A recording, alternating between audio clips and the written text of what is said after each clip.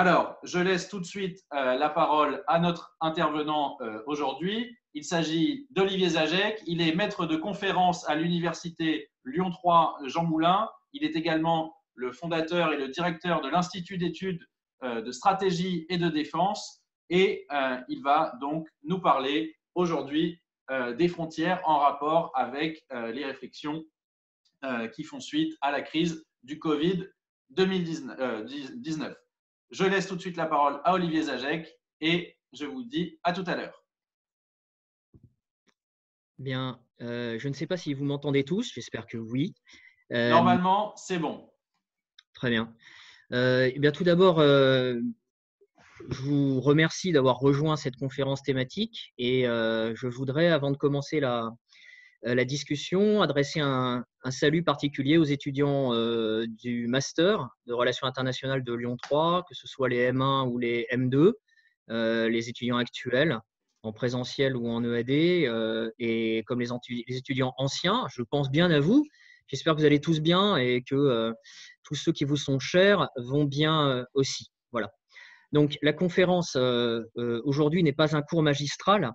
C'est ici une optique de recherche dans le cadre du confinement. Hein, je suis comme vous confiné et on essaie de faire au mieux pour la continuité. C'est pas toujours facile parce qu'il y a des urgences et il y a des choses qu'on fait un peu plus tard.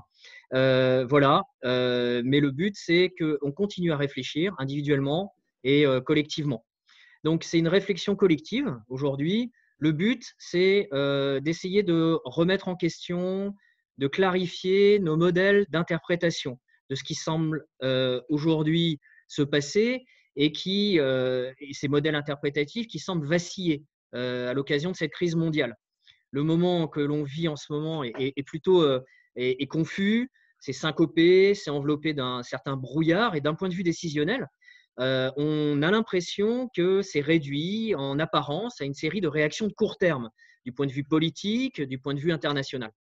Donc, la grande question qui se pose, et vous savez qu'il y a eu une infinité de prises de parole de ce point de vue-là, c'est quelle vision pour les relations internationales futures?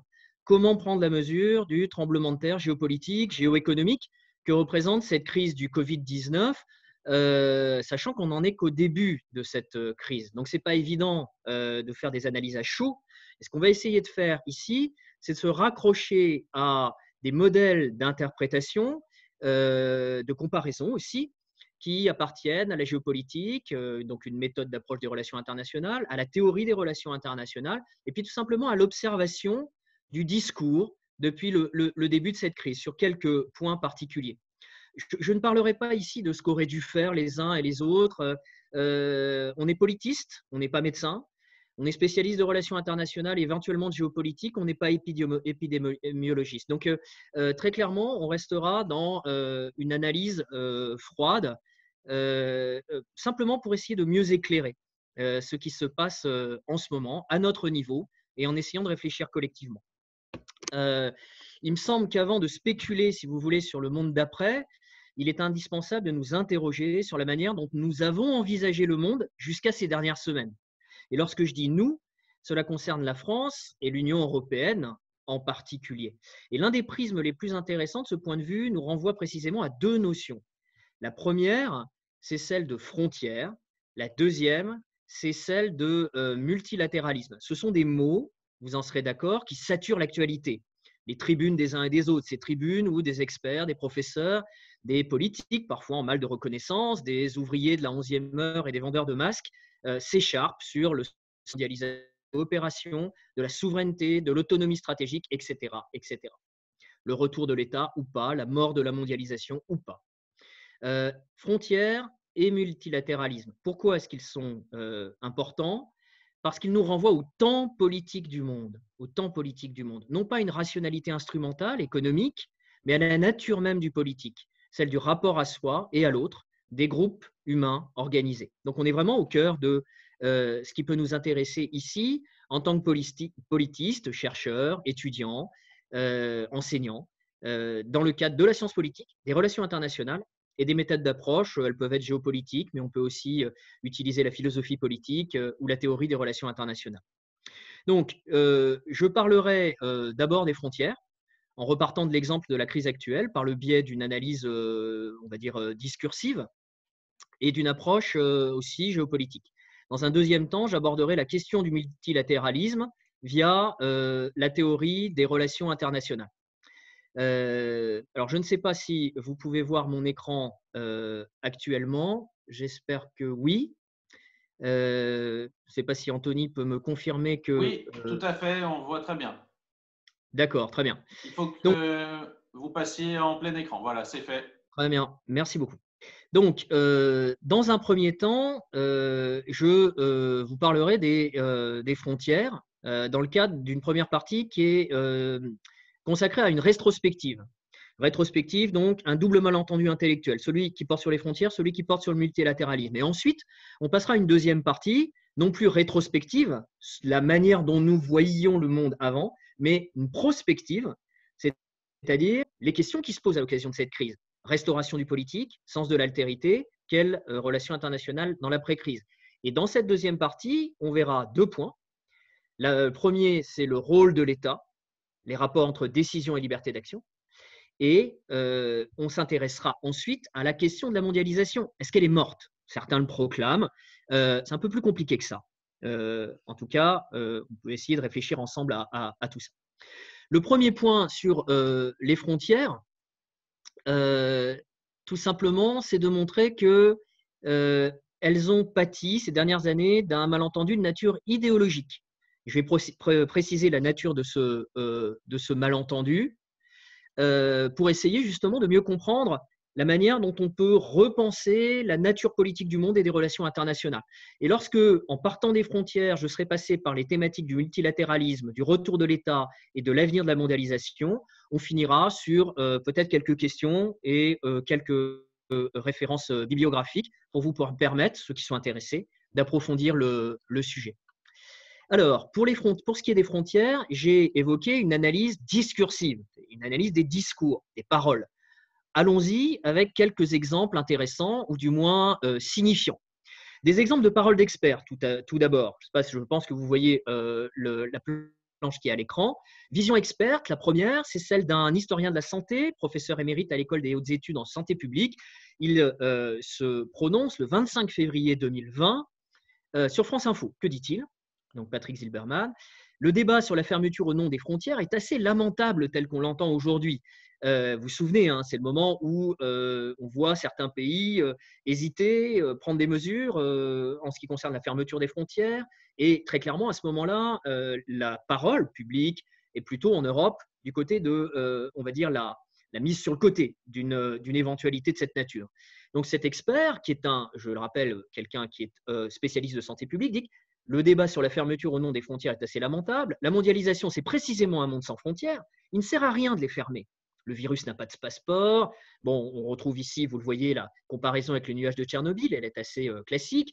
L'extension de l'épidémie et sa proximité mettent en cause la souveraineté des États. Dès qu'on parle de frontières, c'est une notion sensible. Ça dénote, dit-il, une pensée faible. Donc, débat lamentable, pensée très faible, et il finit en disant « Il est impossible de faire barrage avec des douaniers à une épidémie d'infection respiratoire ». Bon, partons de ça. Voyons un deuxième exemple, à peu près au même moment, de paroles expertes. Ici, il s'agit de 2 personnes intéressantes. Un épidémiologiste, directeur de l'Institut de santé globale de l'Université de Genève, qui s'exprime le 25 février également 2020 sur France Culture. Que dit-il? La fermeture des frontières est compliquée, donc le propos est un tout petit peu plus nuancé. Elle a beaucoup de conséquences. Nous avons étudié cette question, etc. Je vous laisse lire ce qui est à l'écran. Ça nécessiterait une mise en œuvre très compliquée. Les virus n'ont pas de passeport et peuvent passer les frontières. Encore cette image. Troisième parole, experte, on est sur le registre discursif de quelque chose qui est compliqué, qui serait contre-productif. C'est le porte-parole de l'OMS, donc pas n'importe qui, l'Organisation mondiale de la santé. On est le 31 janvier 2020. Si vous fermez la porte, en fait, les frontières officielles, la traversée des frontières, dit-il, Christian Lindmeier, vous allez perdre la trace des gens et vous ne pourrez plus surveiller leur déplacement. Donc, si les efforts des pays consistent à fermer les frontières et à empêcher les arrivées de Chine, eh bien, ça sera contre-productif. Très clairement, on est dans un autre monde que celui dans lequel on a basculé depuis une date récente. Ça, c'est avant le basculement, justement. Et ce sont des paroles d'experts. Elles sont intéressantes à regarder à nouveau. Troisième exemple de paroles d'experts. Ici, alors il y en a une infinité, hein, j'en prends qu'une, parce que malheureusement, vous me connaissez, enfin pour ceux qui m'ont en cours, j'ai du mal à respecter les délais des conférences. Donc un seul exemple ici. Michelle Mittelstadt, qui est directrice de la communication au Migration Policy Institute, et elle nous dit la chose suivante. Donc, on est plutôt ici, non pas les experts de la santé, mais les think tanks, les observateurs des relations internationales. Dans notre ère globalisée, fermer les frontières et interdire les voyages n'a plus la même efficacité qu'autrefois. Donc, si on reprend, c'est contre-productif, ce serait compliqué, ça relève d'une pensée faible, ça relève, etc., c'est assez lamentable, etc. Et ici, c'est le registre de l'efficacité. Ce qui est intéressant, c'est qu'ensuite, l'histoire s'accélère et que cette parole experte qui est utilisée par les responsables politiques va être comprise et, on va dire, intégrée à la décision de manière différente. Et ça va très vite. La réaction politique, dans un premier temps, voilà quelques exemples pris au hasard, on pourrait en prendre d'autres dans d'autres pays. Prenons ceux qui sont plus proches de nous, ils sont assez intéressants. Le 24 janvier 2020, et ici c'est dans l'ordre chronologique, celle qui est alors la ministre de la Santé, française, sur France Info, dit on voit bien la difficulté dans un monde comme le nôtre de fermer les frontières. Ce n'est en réalité pas possible. Registre de la possibilité, de l'impossibilité. 24 février 2020, un mois après. Ici, c'est un autre responsable, en l'occurrence le secrétaire d'État au transport, une politique publique très précise sur BFM Business. Fermer les frontières, dit M. Djebari, pour protéger la France, n'aurait pas beaucoup d'intérêt, parce que la circulation du virus ne se fait pas selon les frontières administratives. 29 février 2020, la pression commence à monter sur les politiques. Intervention du Premier ministre français sur TF1. Fermer la frontière ne sert à rien. Les virus traversent les frontières. Et enfin, le 13 mars 2020, et on s'approche du point de bascule, du point de vue politique, et c'est ce qui va nous intéresser du point de vue de l'interprétation, le ministre de la Santé, qui, c'est intéressant, incarne les deux versants, si vous voulez, ici, de l'arbitrage public, c'est-à-dire le versant de l'expert, c'est un médecin, et celui d'un politique qui a déjà une carrière politique derrière lui au niveau local, au niveau national. Olivier Véran, ministre de la Santé, sur Europe 1, nous avons posé la question au Conseil scientifique. La réponse des scientifiques, c'est scientifiquement, hein, la répétition scientifique, c'est scientifique, donc c'est rationnel, ça n'a pas d'intérêt. Ce qui est intéressant, justement, c'est le rapport pour nous. Hein. Ici, on est dans on va dire, un séminaire de problématiques, de réflexion collective. C'est la sémantique, c'est le rapport entre la liberté d'action du politique, la prise en compte de la parole experte et ce que signifie la rationalité en politique et du point de vue de l'expertise dans un domaine particulier, ici la santé. Donc, 24 janvier, 24 février, 29 février, 13 mars, la parole est, on pourrait le dire, relativement stable. Et ensuite, on arrive au point de bascule politique. Fin de partie, on constate un rééquilibrage régalien du rapport d'arbitrage entre politique et expertise. 13 mars, la présidence française propose à l'Union européenne d'examiner la mise en place de mesures de contrôle renforcées des frontières dans l'espace, autour de l'espace Schengen, ou même de fermeture en interne sur des zones à risque. Alors même que quelques jours auparavant, l'exécutif français, mais d'autres aussi, avait dit il ne faut pas y aller en ordre dispersé, fermer les frontières ne serait pas une bonne idée, en particulier entre les pays européens. Le même jour, le Danemark, de manière unilatérale, interdit l'accès de son territoire aux étrangers. Le 16 mars, 3 jours après, le président de la République française annonce au peuple français la fermeture des frontières d'espace Schengen pour 30 jours. Puis ça s'emballe au fur et à mesure des jours, et on va voir à partir du 17 mars en particulier, au niveau de l'Union européenne, une position très ferme sur cette fermeture des frontières extérieures et la prise en compte, parce que au niveau européen, il est difficile de faire autrement, vu, on va dire, la réaction en ordre dispersé des pays européens, de contrôle aux frontières, de fermeture de frontières, à l'intérieur même de l'espace Schengen, France, Autriche, Suisse, Danemark, Luxembourg, et ensuite ça s'emballe. Le 3 avril, finalement, il y a quelques jours, la conclusion de tout ça, c'est que la présidente de la Commission européenne, Madame von der Leyen, annonce que nous a annoncé que des discussions sont en cours pour une éventuelle prolongation de cette mesure au-delà du week-end de Pâques. Vous savez que les prises de parole ont été plutôt différenciées ces derniers jours. Ce n'est pas facile de décider dans une crise comme ça, c'est justement notre sujet. Et elle commente la décision un peu historique qui a été celle des États européens le 17 mars, mais qui rappelle des décisions qui avaient été prises à l'occasion d'autres crises politiques, comme celle des migrants. Il y avait aussi d'autres crises, celle des attentats terroristes en France en 2015, etc. Elle déclare « C'est une très mauvaise idée de toute façon de faire des voyages superflus, se rendre dans l'Union européenne, ce n'est pas nécessaire. L'objectif, dit-elle, était d'empêcher les gens qui n'habitent pas l'Union européenne de venir se faire soigner en Europe, alors que le système sanitaire est totalement saturé. » Donc, si on prend le début des déclarations, qui sont des paroles d'experts sanitaires, pris en compte par le politique, et ensuite l'emballement à partir du 17, les jours qui précèdent mars, puis des frontières dans un ordre semi-dispersé, un semblant de convergence au niveau européen sur cette restauration, contrôle frontalier, enfin fermeture à l'intérieur de Schengen et du retour du contrôle frontalier à l'intérieur du système Schengen, qui est prévu, comme vous le savez, de toute façon, eh bien, on a quand même, disons, une évolution, voire, diront certains, une révolution, et d'autres encore peut-être un peu plus caustiques ou un peu plus taquins diront finalement un rétropédalage total. Donc, pour nous, en quoi c'est intéressant? C'est intéressant parce que ça renvoie à une situation qui n'est pas seulement européenne, mais qui est mondiale, comme vous le voyez sur la carte ici, qui est une carte et encore qui date simplement du 31 mars, du Pew Research Center, sur la fermeture au mouvement des étrangers, des non-résidents dans le monde. Fermeture totale, fermeture partielle, en tout cas très clairement, c'est quelque chose qui va très vite et qui concerne l'intégralité des relations internationales. Donc, si l'on regarde aussi l'évolution des titres, on est ici dans une analyse discursive préalable à nos observations, à notre discussion.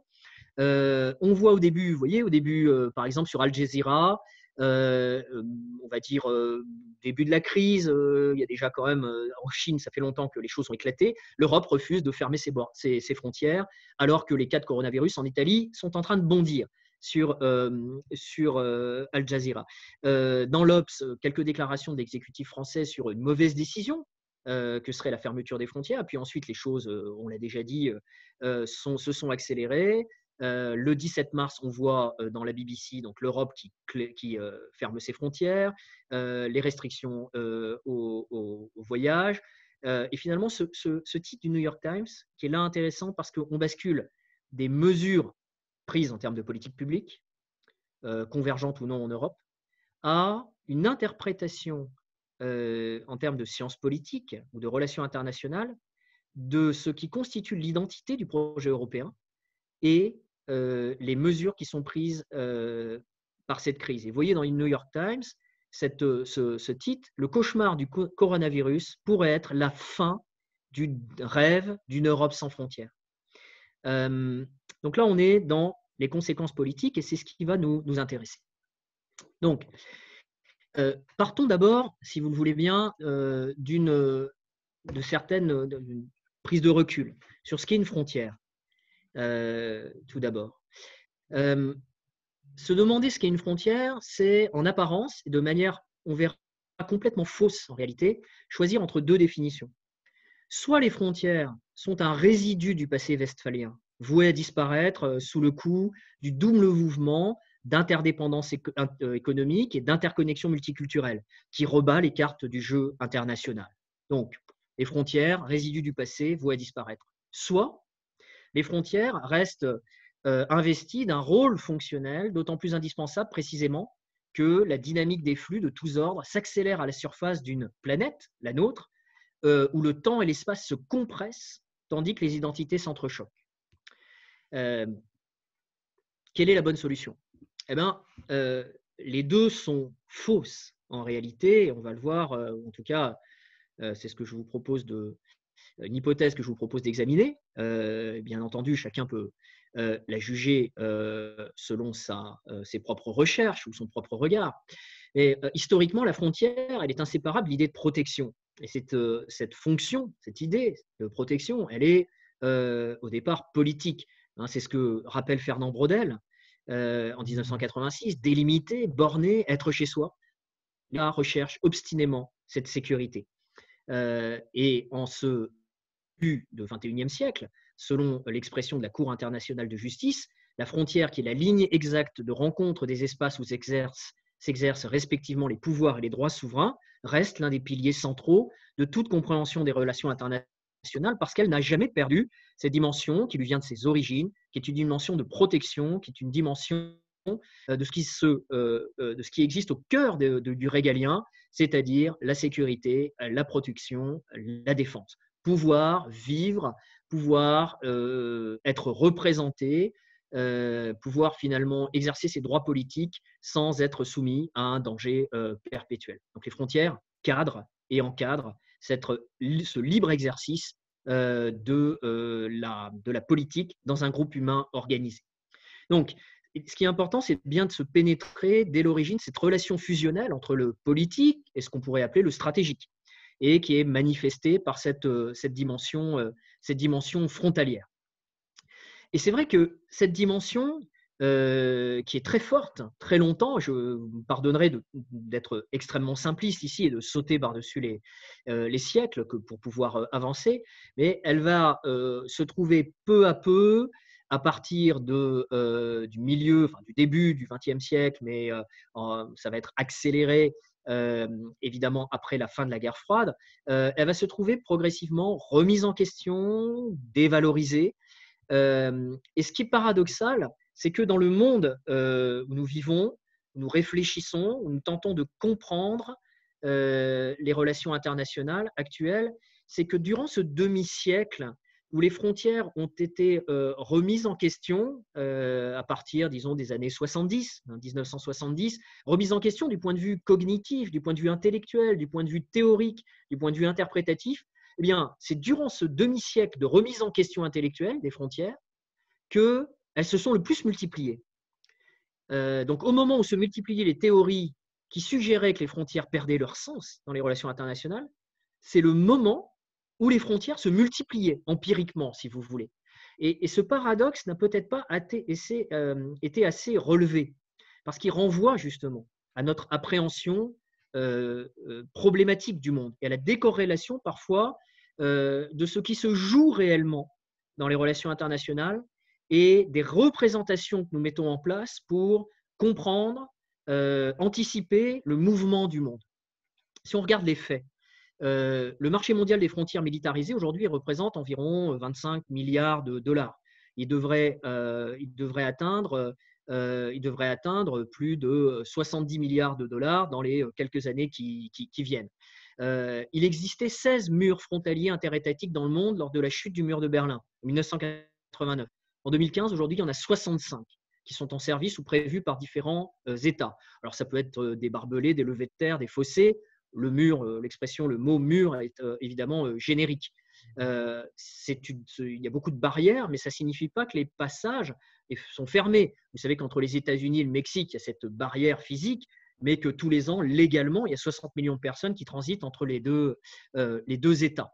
Donc, on constate que malgré cette remise en question, on va dire théorique, de la fonction frontalière, par certaines théories des relations internationales, les frontières se multiplient, les phénomènes d'érection, de murs, de barrières physiques se multiplient également, et que finalement, une sorte de décorrélation entre ces deux phénomènes, l'un qui est cognitif et l'autre qui est physique.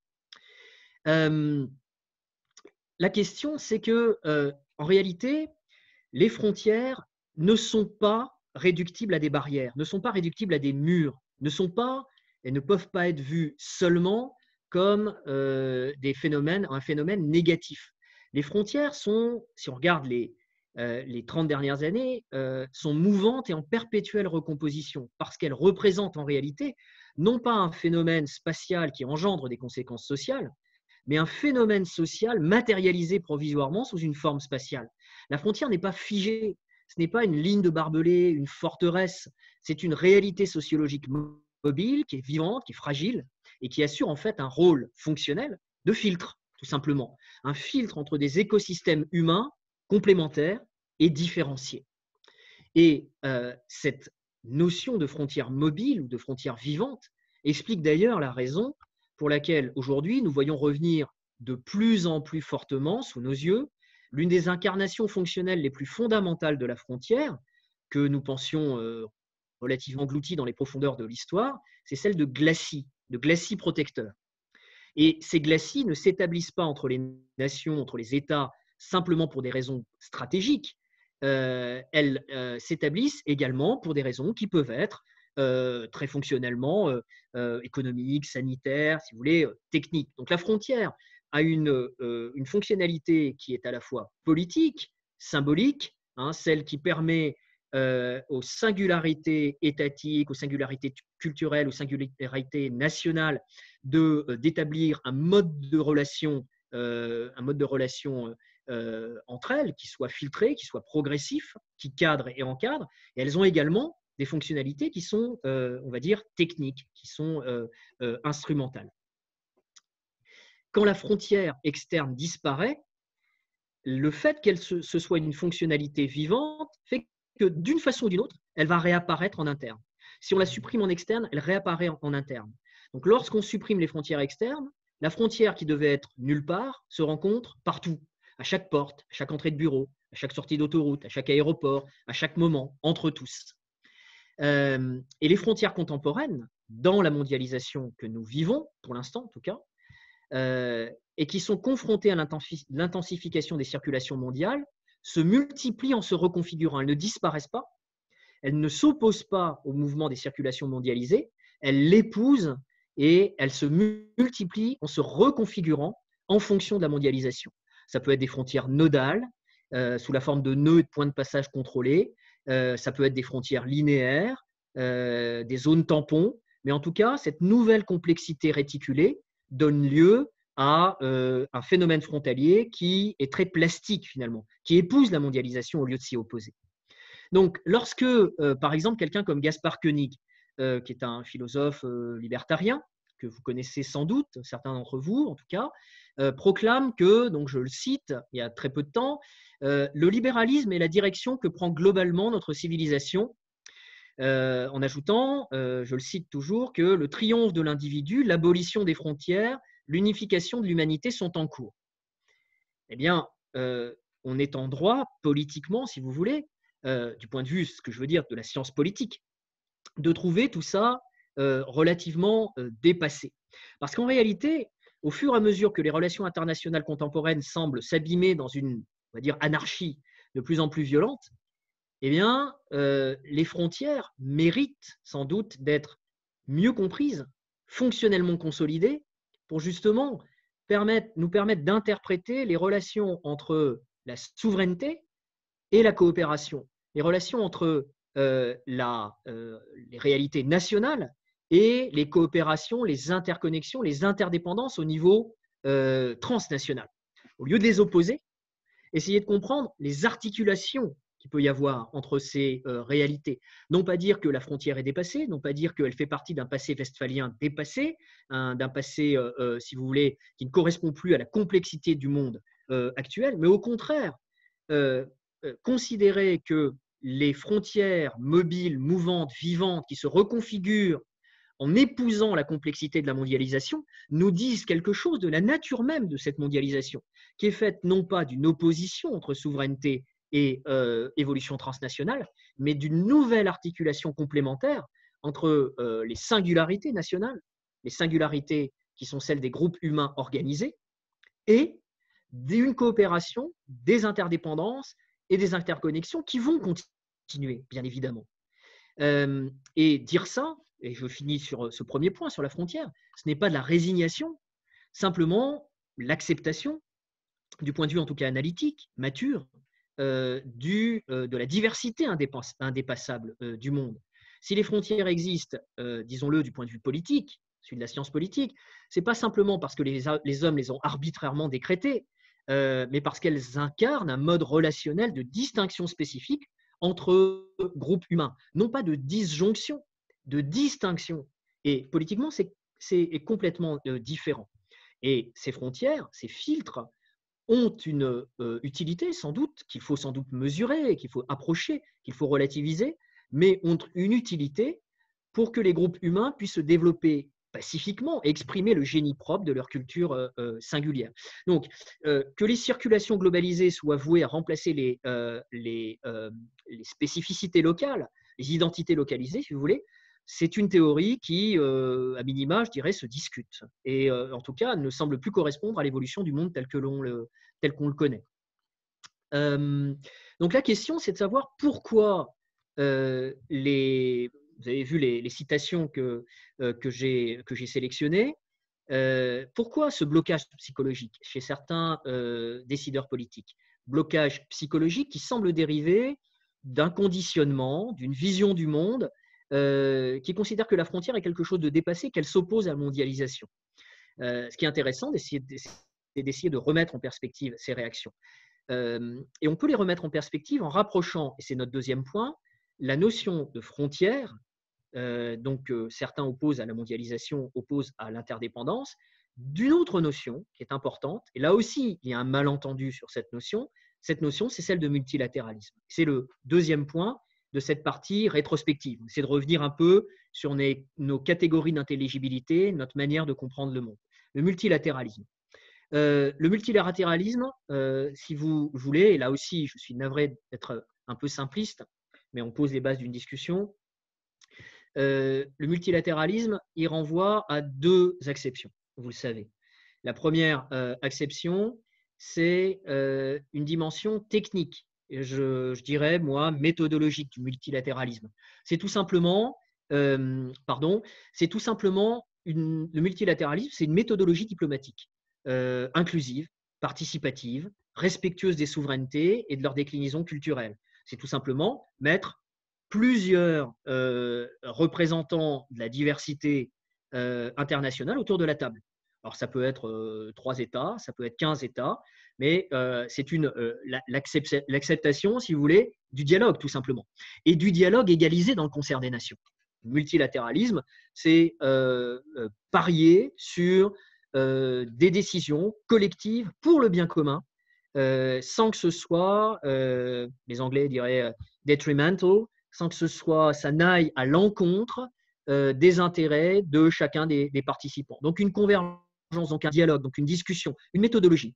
Mais si on comprend le multilatéralisme sous cette, disons, première acception, finalement, on se rend compte que ce soit sur le plan géographique, le plan moral, sur le plan idéologique, c'est neutre. Il n'y a pas de jugement de valeur. Mais il existe une deuxième interprétation du multilatéralisme. Et cette dimension, cette deuxième interprétation, on pourrait dire qu'elle est normative, c'est-à-dire qu'elle s'apparente au concept de ce qu'on pourrait appeler le cosmopolitisme organisationnel. C'est une expression que j'emprunte à Chauvier. Ce cosmopolitisme organisationnel, il correspond à une vision performative d'origine, disons, occidentale. Si on reprend cette deuxième définition, le multilatéralisme serait vraiment l'application des principes démocratiques, mais d'origine libérale et occidentale, aux rapports internationaux. Et donc, dans ce cas-là, si vous voulez, la première dimension, technique ou méthodologique, s'impose, et on le voit au niveau international de manière relativement consensuelle, parce qu'elle ne remet pas en question le principe de souveraineté, et surtout, elle prend en compte la diversité, on va dire le chatoiement culturel, qui est celui des relations internationales. Elle s'appuie sur le principe de souveraineté pour fonctionner, au lieu de s'opposer à lui, alors que la deuxième acception peut mener à des glissements, on va dire, d'ordre performatif ou normatif. Cette deuxième acception, simplement, elle est marquée par son origine. Son origine, qui est une origine, très clairement, du point de vue conceptuel, qui est une origine occidentale. Ce qui est intéressant du point de vue du multilatéralisme, c'est qu'on ne peut pas, en réalité, pour se demander, est-ce qu'il faut choisir entre ces deux notions? Choisir sans doute pas. En tout cas, il faut être conscient que ces deux notions existent. Elles mènent à un mal parce que, précisément, la manière dont certains politiques, on l'a vu tout à l'heure avec les citations, interprètent la notion de frontière, elle s'explique sans doute parce qu'ils s'enferment dans la seule acception du multilatéralisme, deuxième précisément, l'acception qui est normative. Et s'ils choisissent seulement cette acception, fatal qu'ils opposent la frontière considérée comme un héritage, si vous voulez, dépassé on va dire, de l'histoire westphalienne, qu'ils opposent cet héritage, donc à dépasser, qui est relativement pour eux simpliste, au multilatéralisme. Alors même que la frontière, si on la considère du point de vue fonctionnel, elle ne s'oppose pas au multilatéralisme. Précisément, elle est un des constituants du multilatéralisme, puisque ce multilatéralisme, s'il est neutre et qu'il inclut l'intégralité des cultures, des visions du monde différenciées dans les relations internationales, il s'appuie sur les frontières. Ce multilatéralisme s'appuie sur les frontières, il s'appuie sur la souveraineté pour fonctionner. Si on ne prend en compte que la deuxième acception du multilatéralisme dont on vient de parler, alors cette acception, forcément, elle exclut la frontière. Et donc, ça explique cette parole du politique, de certains politiques. On ne peut pas fermer les frontières, c'est impossible, ça va contre le sens de l'histoire, etc., etc. Alors même que la crise se déroule, alors même qu'une décision doit être prise, alors même que certains pays ont choisi d'établir des contrôles de manière provisoire, je pense à Taïwan très très tôt, etc., etc., cette résistance idéologique peut nous étonner du côté de certains dirigeants d'une parole politique occidentale, mais elle s'explique du point de vue de la science politique et de l'histoire des idées et des catégories d'intelligibilité au niveau international, tout simplement parce qu'il y a eu un choix, une sorte de, si vous voulez, de bijection, de séparation entre le concept de frontière et de souveraineté et le concept de multilatéralisme parce qu'il était vu simplement de manière normative et performative. Le multilatéralisme, c'est finalement un certain sens de l'histoire. Et dans ce cas-là, effectivement, et malheureusement, les deux notions divorcent. Et le multilatéralisme perd le sens du politique, c'est-à-dire le sens du régalien, la capacité à décider librement, y compris en situation de crise, sans être prisonnier on va dire, des modes moraux ou de la dictature de l'expertise, quelle qu'elle soit, etc., etc. Donc, on en revient au sens du politique. Après avoir parlé de cette opposition un peu artificielle entre les frontières et le multilatéralisme qui résulte de ce qu'on pourrait appeler, de ce que j'appelle un double malentendu. Et on voit la manière dont s'articule ce double malentendu ici avec une dernière citation, c'est-à-dire l'opposition justement entre les deux notions. Ici, vous avez une citation très intéressante, elle date du 21 janvier de l'année dernière, en 2019, citation d'Enrico Letta, c'est un politique italien qui, je crois, est aujourd'hui l'un des responsables de la Paris School of International Affairs, ancien président du Conseil italien, il me semble, alors je ne me souviens plus exactement, je crois que c'est 2013-2014, vous vérifierez, je vous laisse vérifier plutôt, pardon. Que dit-il en 2019 ? Les frontières ne marquent pas seulement des divisions entre États ou peuples, elles ne sont pas seulement spatiales, mais aussi existentielles. J'avance, je vous laisse lire la citation.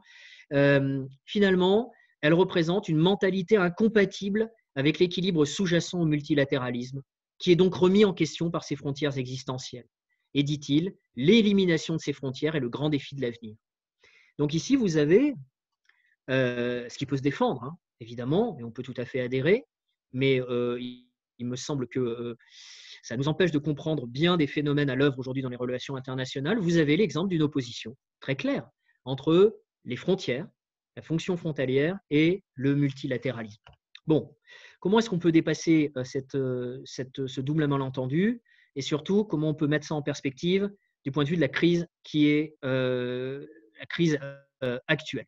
Je vous propose de passer à la deuxième partie, qui est la partie non pas rétrospective. On a fait un point sur un certain nombre d'interprétations, de notions, frontières et multilatéralisme, et ici sur la prospective. Et on va s'intéresser à deux choses, deux questions. Finalement, quel rôle pour l'État ? Tout le monde se pose la question en ce moment. Et est-ce que la mondialisation est morte ? C'est une question prospective qui est un peu délicate, mais qui nous renvoie à la question de la restauration du politique. J'aurais dû mettre un P majuscule ici, et aussi au sens de l'altérité. Quelle relation internationale dans finalement l'après-crise.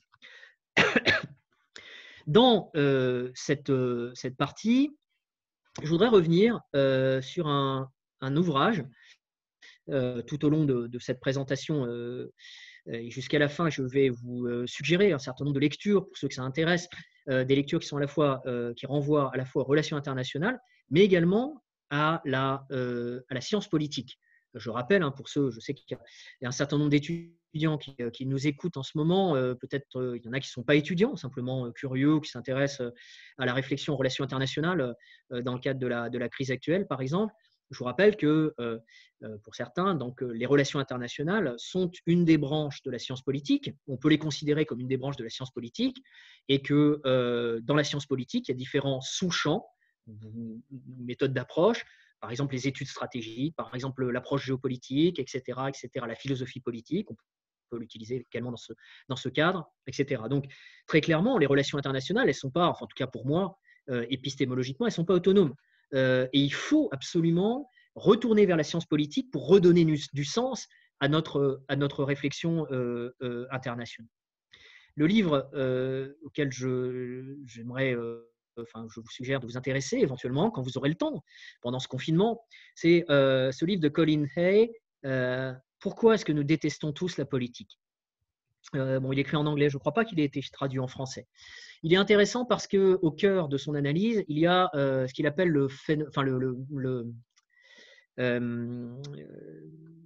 la théorie ou le concept de dépolitisation. Il nous dit que d'abord, la politique, c'est la capacité d'action et de délibération dans des situations de choix spécifiques à effectuer en matière sociale ou collective. La capacité d'action et de délibération dans des situations de choix spécifiques à effectuer en matière sociale ou collective. On y est aujourd'hui, on y est en plein.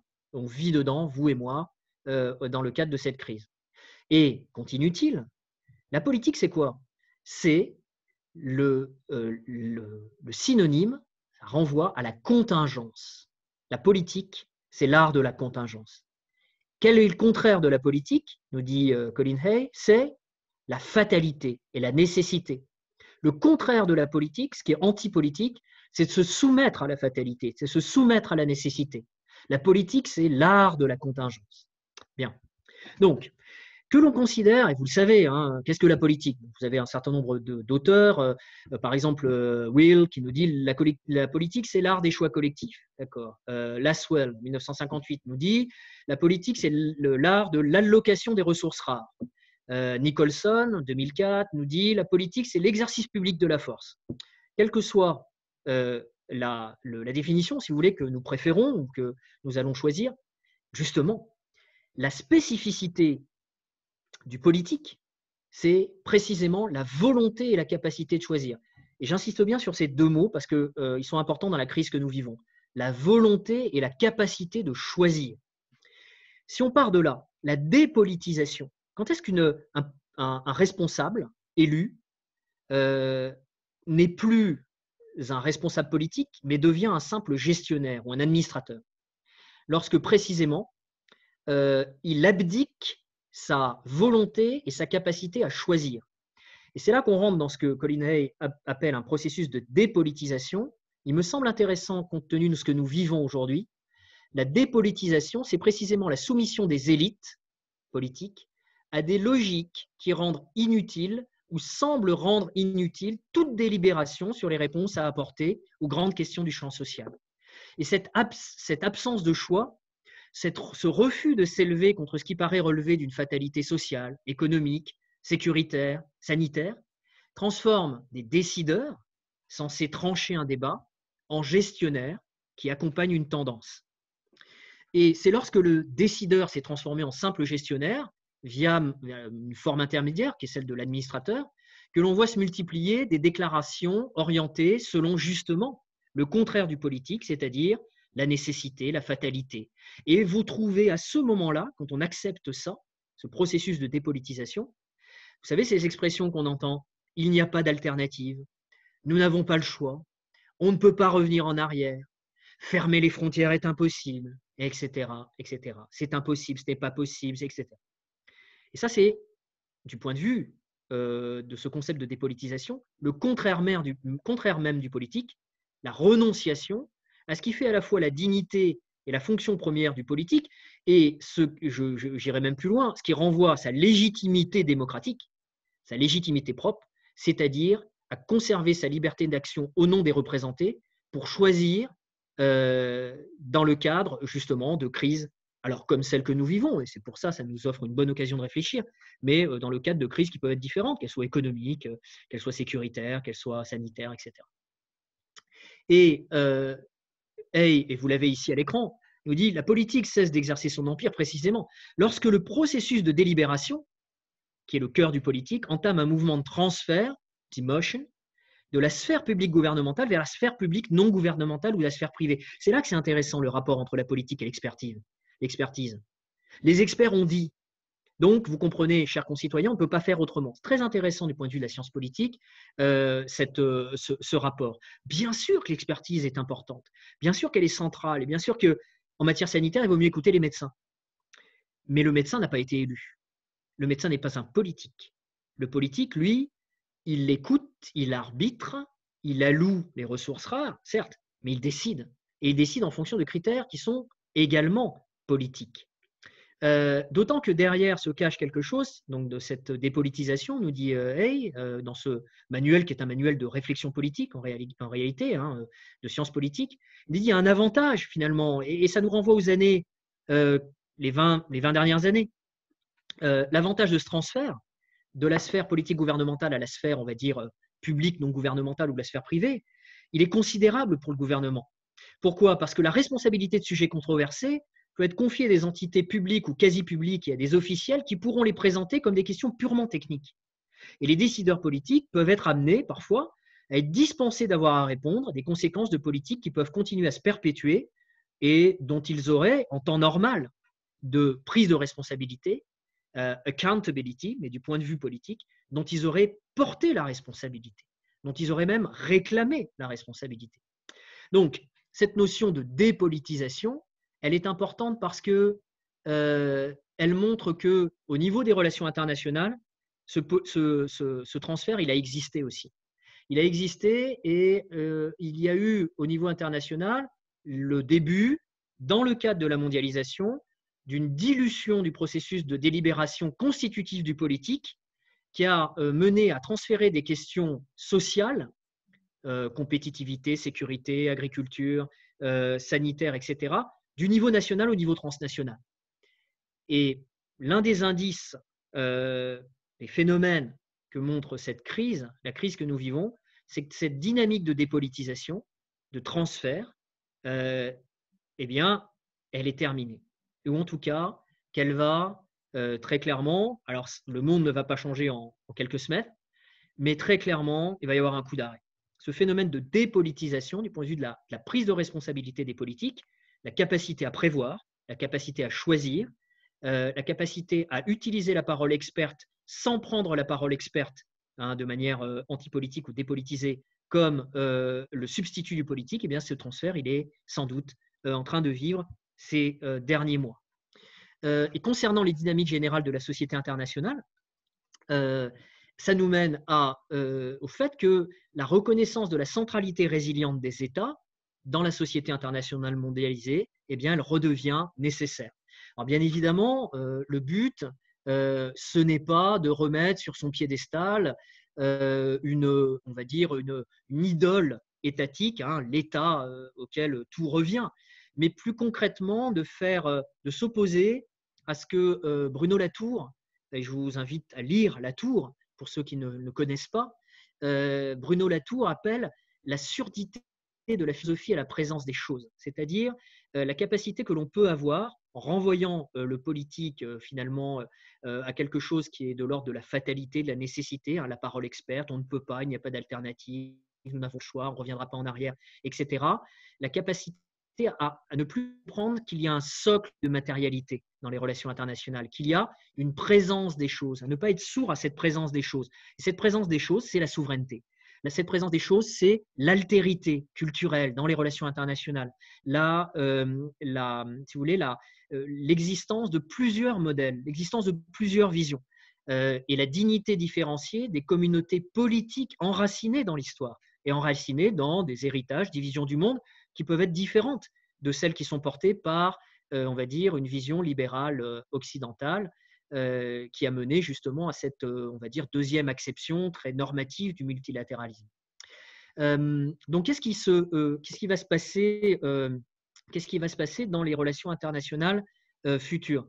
Oui, sans doute, c'est vrai, comme le disent certains, un retour de l'État. Mais attention, pas, si vous voulez, encore une fois, je le disais tout à l'heure, la remise sur son piédestal de l'État comme simple, on va dire, une manière unique de comprendre les relations internationales. Si on revient à ce qu'écrivait James Rosenow dans Turbulence in World Politics, une théorie du changement et de la continuité, c'était paru en 90, vous savez, ça a été beaucoup repris par exemple par Bertrand Badi en France, ça a été à la base d'un certain nombre de théories transnationales, des relations, enfin en tout cas de l'espace global, de l'espace mondial. Dans son livre, pour ceux qui ne l'ont pas lu, mais je suis sûr que beaucoup d'étudiants qui écoutent en ce moment, surtout en relations internationales, connaissent et ont lu et connaissent par cœur ce livre. Qu'est-ce qui se trouvait dans ce livre ? Vous le savez sans doute, c'est la thèse de la coexistence de deux mondes. Que disait Rosenow, justement, à propos de l'État? Il disait, bon, dans le monde qui vient, on est dans les années 90, le moment néo-idéaliste, il y aura une continuité étatique, mais affaiblie, et en même temps, il y aura des forces transnationales qui, elles, seront en expansion. Ce qui est intéressant, c'est que Rosenow ne hiérarchise pas ces deux phénomènes. C'est-à-dire qu'il met sur le même plan, d'une certaine façon, ces deux mondes. Ils coexistent, ces deux mondes, nous dit-il. Il y a une continuité étatique affaiblie et des forces transnationales en expansion. Le problème, c'est que cette présentation-là, qui a eu beaucoup de succès dans la théorie des relations internationales, elle ne hiérarchise pas, c'est-à-dire qu'elle accepte que le politique puisse être, dans certains cas, surdéterminé par l'économique, par d'autres catégories, l'économique en particulier, à l'occasion de la mondialisation, et qu'il n'y a pas de hiérarchie. Ce que montre la crise actuelle, c'est qu'on ne peut pas se contenter sans doute de ce que disait dès les années 60 et 70, quelqu'un comme Karl Deutsch, par exemple, en théorie des relations internationales. On ne peut pas se contenter de dire que l'État est devenu à la fois indispensable et inadéquat. L'État, s'il est indispensable, il n'est pas inadéquat. Entre les deux mondes de Rosenow, entre la continuité étatique et les forces transnationales, bien sûr que ces deux mondes existent, bien sûr qu'ils coexistent, mais il va falloir choisir. Soit l'État est indispensable, soit il est inadéquat. Donc, s'il y a deux mondes, ils ne sont pas au même niveau. Ils ne sont pas, si vous voulez, on n'est pas mis au pied du mur. Il ne faut pas choisir. L'un ne s'oppose pas à l'autre. C'est encore une fois ce que j'appelle le malentendu sur les frontières et le malentendu sur le multilatéralisme. Il va falloir hiérarchiser. Les relations internationales sont supérieures aux relations transnationales. Et là, je renvoie encore à Latour, Bruno Latour, et une de ses expressions, un peu paradoxale, contre-intuitive, qu'il faut se répéter pour bien s'en pénétrer et la comprendre. Le tout est toujours plus petit que ses parties. Le tout, du point de vue sociologique, est toujours plus petit que ses parties. L'international surdétermine le transnational. Bien sûr que les deux existent, mais en réalité, il y a une hiérarchie. Et ce que montre cette crise, à travers la thématique du retour de l'État, qu'il ne faut pas surpondérer après l'avoir sous-pondéré, mais c'est qu'il est nécessaire de hiérarchiser la souveraineté, la dignité des communautés politiques enracinées dans l'histoire, ce que certains, oui, appellent la souveraineté. Je ne vais pas aller sur ce sujet-là parce qu'il serait un peu compliqué, mais vous savez, pour mes étudiants, ce que je vous répète à longueur de temps, la souveraineté est juridique, l'indépendance est politique, l'autonomie est stratégique. Et il ne faut pas confondre les trois. Mais restons sur notre propos. Il va falloir une hiérarchie, reprendre la mesure d'une hiérarchie dans les relations internationales du point de vue des catégories d'intelligibilité. Oui, le principe de souveraineté et les relations internationales sont non pas supérieures, mais en tout cas hiérarchiquement et fonctionnellement plus centrales que les relations transnationales, qui ne sont qu'une dérivée de ces relations internationales. Alors bien évidemment, on peut être totalement opposé à ce que je viens de dire. Ce qui est intéressant, c'est que la crise actuelle, tout de même, nous montre que l'État a été sous-pondéré et en tout cas a été annoncé comme enterré ou en tout cas affaibli ou inadéquat de manière beaucoup trop importante par rapport à la réalité des relations internationales. D'autant que, et pour finir sur cette question de l'État, ce n'est pas parce qu'on remet l'État au centre des relations internationales que ça nous interdit d'analyser et de prendre la mesure d'autres phénomènes. C'est tout l'intérêt de revenir à la théorie des relations internationales. Et là, je vous conseille, puisqu'on est dans les conseils bibliographiques, cet ouvrage de Michael Williams, 2015, La tradition réaliste et les limites des relations internationales, avec cette citation, il est important de noter que l'État demeure une limite, non pas la limite de la communauté politique. Reconnaître la centralité continue des acteurs étatiques n'empêche pas du tout le développement, l'étude analytique, et il faut absolument faire ça. D'autres formes d'ordre, d'institutions, de solidarité transversale et de transformation par-delà les frontières. Seulement, dire que cette transformation, cette transnationalité, ces flux, cette globalisation affaiblit les États, les met de côté, si vous voulez, délégitime le concept de frontière jusqu'à en arriver à croire que ça s'oppose au multilatéralisme, montre que, très clairement, il y a eu un phénomène de dépolitisation qui n'a pas touché simplement les décideurs, ou en tout cas les gestionnaires étatiques, à partir des années 90, mais qui a touché aussi une partie des écoles des relations internationales. Du point de vue aussi de cette thématique du retour de l'État, si vous voulez, je pense que ce qui est intéressant ici, c'est de tenter de comprendre, ou en tout cas de réétudier ce que suppose le mot de délibération politique légitime dans les relations internationales, et en particulier en période de crise. Le retour de l'État, en fait, peut-être que l'expression est mal choisie par un certain nombre de gens qui interviennent dans le débat aujourd'hui, parce qu'on a l'impression que ça s'oppose à la coopération internationale. En réalité, au-delà du retour de l'État, c'est le retour du politique et de la fonction du politique, qui est celle de, encore une fois, de la délibération démocratique légitime qui est fondée sur la liberté de choisir et le refus de se soumettre à des logiques instrumentales, de nature instrumentale, donc économique en particulier, ou qui ne seraient que unidimensionnellement, si vous voulez, économique. Bon, le dernier point, c'est dernier point en guise d'ouverture, si vous voulez, c'est celui de la mondialisation. Est-ce qu'elle est morte? Je crois que finalement, dans les quelques points de commentaires que j'ai faits ici, à partir du début de la conférence, de la conférence, de ce séminaire de discussion, avec les discours, les prises de parole politiques et les prises de parole d'experts que on a vu tout à l'heure. La question, elle a déjà été un peu traitée, mais on va s'y arrêter en conclusion. Est-ce que la mondialisation est morte? Disons que, d'une certaine façon, comme si on dit que la mondialisation est une théologie, si elle est une idéologie dépolitisée ou post-politique, oui, la mondialisation est morte de ce point de vue-là. Mais le problème, c'est que la mondialisation n'est pas que ça, évidemment. La mondialisation, c'est un entrelacement de circulation et de connexions réticulées qui sont agies par des variables complexes de nature économique, technologique, culturelle. Bien évidemment, cette mondialisation-là, elle va se poursuivre. Mais ce qui va être considérablement freiné, ce qui va être critiqué, ce qui va être analysé de manière, à mon avis, beaucoup plus critique, c'est la mondialisation comme théologie politique, ou plutôt dépolitisée. C'est la mondialisation comme injonction normative. C'est la mondialisation au sens du multilatéralisme de, vous savez, la deuxième définition qu'on a vue tout à l'heure.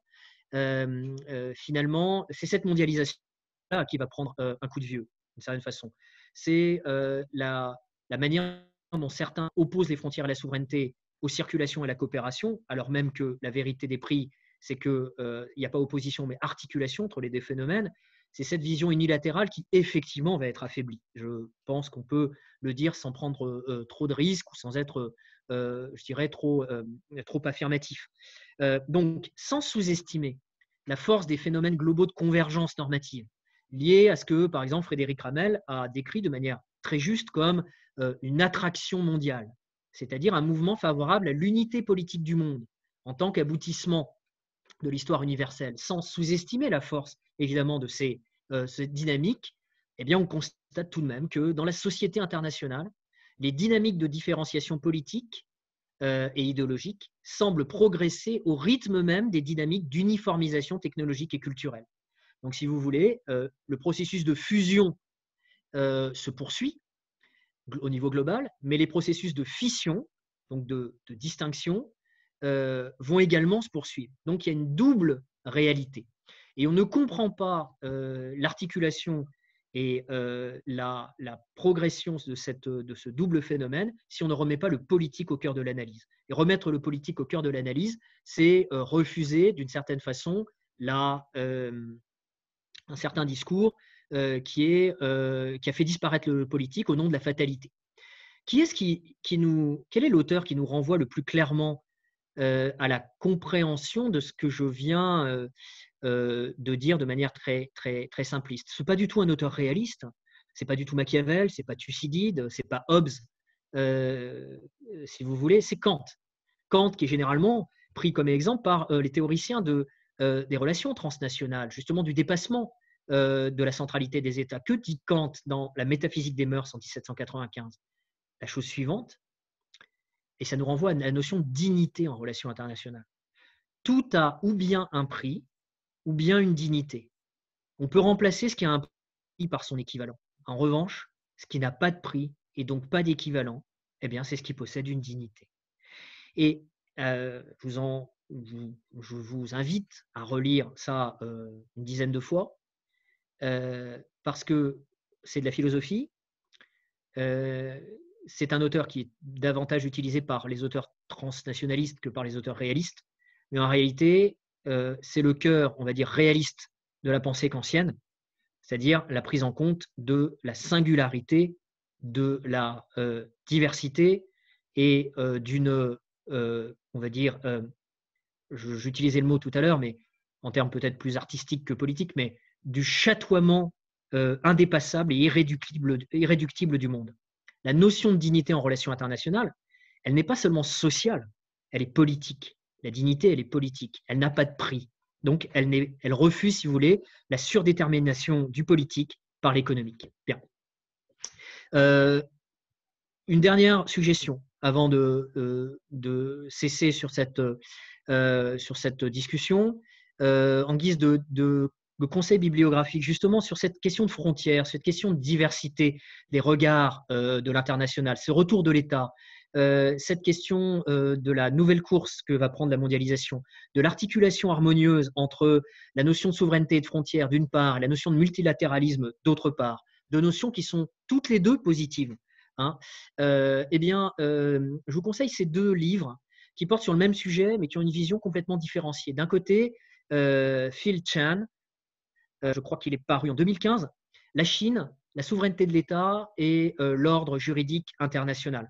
Selon Chan, je simplifie rapidement, sa thèse, c'est que, si vous voulez, la notion de la souveraineté qu'a la Chine a été transformée par son insertion progressive dans la mondialisation et qu'elle est venue tangenter, ou en tout cas qu'elle a été attirée dans l'ordre d'une vision plus libérale, ou en tout cas d'une vision multilatérale à l'occidental. La thèse de Maria Carey, c'est un livre qui est paru l'année dernière, en 2019, Sovereignty in China. Je viens de terminer ça, je suis en train d'en faire une lecture critique que j'espère publier sur le site de l'IESD. C'est une thèse qui est, on va dire, vraiment différenciée. Selon elle, justement, l'étude de la théorie chinoise dans l'histoire, en particulier dans le domaine du droit et de ce qu'est la souveraineté, dénote justement une différence irréductible entre la pensée chinoise, la vision chinoise du monde, de ce qu'est le droit, de ce que sont les relations internationales et la souveraineté, par rapport à la vision normative libérale occidentale, qui est celle du multilatéralisme deuxième manière dont on a parlé tout à l'heure. Donc, qui a raison? Quelle est la vérité? Eh bien, l'intérêt, c'est de lire les deux, justement. De lire les deux pour essayer, chacun, individuellement, personnellement, que vous soyez chercheur, étudiant, simplement intéressé par les relations internationales, chacun de comprendre dans quelle direction on va et la manière dont les relations internationales, sous l'effet de cette crise, d'un retour de l'État, d'une nouvelle compréhension de ce qu'est le multilatéralisme et de ce qu'est la coopération entre des souverainetés et donc des singularités différenciées dans l'ordre politique international, comprendre comment cette mondialisation va prendre peut-être un nouveau chemin. Qu'est-ce que la souveraineté? Est-ce qu'elle est inscrite dans le sens de l'histoire? Est-ce qu'elle converge sur un seul modèle? Ou est-ce qu'au contraire, elle s'inscrit dans un échiquier différencié où s'asseoir autour d'une table, discuter, essayer de converger fonctionnellement sur un certain nombre de thématiques qui peuvent être matériels, économiques, sanitaires, etc., eh bien, n'entraînent pas forcément la négation, l'affaiblissement ou la dénaturation, pour reprendre une expression d'un théoricien français des relations internationales plutôt transnationaliste, de l'État et du politique. Voilà. Donc, en conclusion, sur cette question des frontières, du multilatéralisme et de ce qu'on peut tirer à la fois d'une analyse discursive de ce qui a été prononcé au début de la crise par un certain nombre de responsables et de ce double malentendu qui s'articule et qui explique peut-être certaines réactions publiques et politiques, eh bien, je vous remercie de votre attention. Une fois encore, j'ai été comme d'habitude, mais ceux qui me connaissent me pardonneront ou pas d'ailleurs. J'ai été un peu long et si la technique fonctionne, je suis prêt évidemment à répondre à vos questions qui vont m'être poussées, je crois. Alors, je ne suis pas un grand spécialiste de la technique, mais par Anthony. Voilà. En tout cas, merci de votre attention pour ceux qui ont eu la patience d'aller jusqu'au bout de cette discussion. Alors, merci Olivier pour cette conférence vraiment très intéressante sur la repolitisation des frontières. Nous avons une question de Nolwenn qui a trait donc au rapport au transfert de responsabilité de la sphère gouvernementale à la sphère gouvernementale ou privée. Et donc, pour quelles raisons pensez-vous que nous arrivons à la fin de ce phénomène du transfert de responsabilité à des entités non gouvernementales? D'accord. Est-ce que vous m'entendez? Très bien. D'accord. Alors, merci à Nolwenn de sa question. Est-ce qu'à l'écran, on me voit moi ou on voit le PowerPoint? On voit le PowerPoint. Je vais arrêter le D'accord. Bon, partage. on va Voilà. peut-être l'enlever pour ne pas être… voilà. Donc, merci beaucoup de votre question. On va dire non pas l'arrêt, mais en tout cas le questionnement, je dirais un questionnement qui sera intensément critique de ces phénomènes de dépolitisation. Il s'explique tout simplement par le fait que, si vous voulez, le double malentendu sur la question des frontières et du multilatéralisme, qui renvoie non pas seulement à une discussion un peu technique, enfin un peu experte simplement sur le sens des relations internationales, de la théorie des relations internationales, mais qui renvoie à quelque chose de beaucoup plus central, j'ai essayé de le dire, qui est le sens du politique. Donc on passe des relations internationales à la branche mère, si vous voulez, de la discussion, qui est celle de la science politique, nous renvoie à quelque chose, je pense, du point de vue du public, du point de vue des représentés, que nous sommes tous. Hein, on vote pour des décideurs politiques qui ne tirent leur légitimité que de nous, qui ne tirent leur légitimité que de notre vote, qui ne tirent leur légitimité que du fait qu'ils nous représentent, non pas du fait que ce sont des experts, des gens plus intelligents que les électeurs, mais du fait qu'ils représentent un corps politique souverain qui est celui des nations, de la nation. Eh bien, ce transfert, cette question du transfert nous renvoie à la seule question qui vaille, c'est est-ce que ces représentants, est-ce que ces responsables politiques décident après avoir délibéré de manière libre et politique? Parce que s'ils ne le font pas et s'ils ont intériorisé et accepté une dépolitisation qui aboutit, si vous voulez, à un transfert, voire même à un refus de toute responsabilité, parce que la décision n'en est plus une, qu'il s'agit simplement d'une gestion et que le politique se cache derrière l'expertise. Pourquoi fermer les frontières? Parce que certains nous ont dit que ce n'était pas efficace, que c'était contre-productif.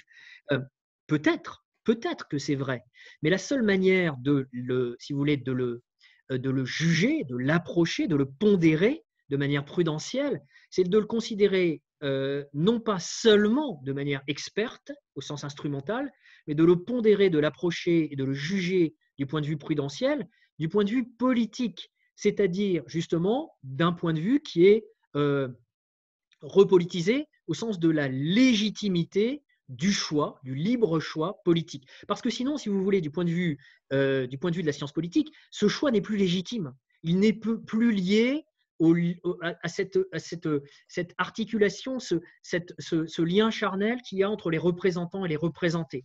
Parce que l'expertise va venir se mettre comme une sorte non plus de filtre, mais de barrière entre justement le politique et les représentés. Et dans ce cas-là, le politique va finir par s'effacer devant ce que Colin Hay, je pense avec raison, désigne comme étant l'antipolitique, le contraire du politique, c'est-à-dire la fatalité, la soi-disant nécessité.